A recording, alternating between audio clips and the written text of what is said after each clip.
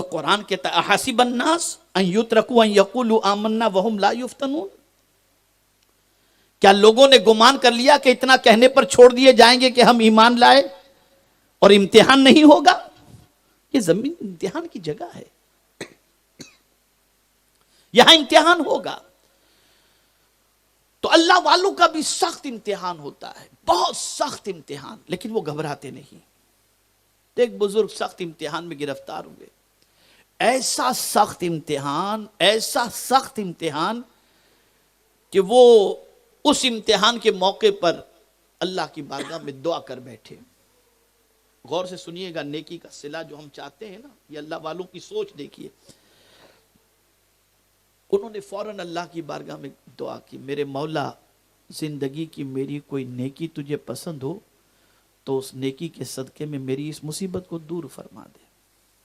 کوئی غلط دعا نہیں تھی۔ ادھر دعا قبول ہوئی، مصیبت فوراً ختم ہو گئی۔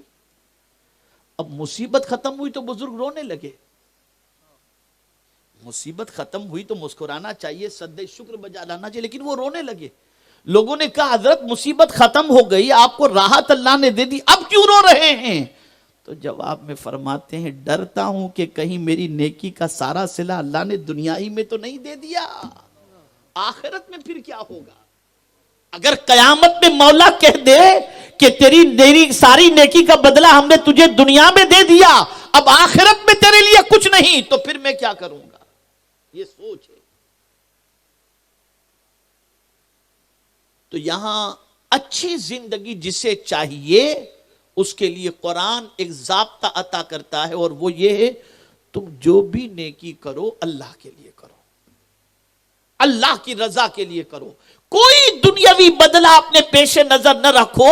اگر کسی نے جزاک اللہ کہہ دیا سبحان اللہ، کسی نے کوئی تعریف کر دی سبحان اللہ، تمنا دل میں مت رکھو۔ اور میں آپ کو یقین کے ساتھ کہتا ہوں، جتنا انسان سے تمنا رکھو گے رسوائی نصیب ہوگی، اور جتنی رب سے تمنا رکھو گے خوشیاں ہی خوشیاں نصیب ہوگی۔ اس کو ذہن میں رکھیے گا۔ دنیا سے جس نے بھی تمنا رکھی، دنیا کی طاقت نہیں کسی کی تمنا پوری کر دے۔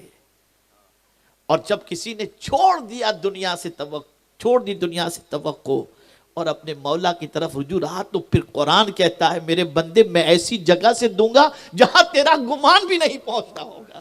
یہ اس کا وعدہ ہے، یہ وعدہ ہے۔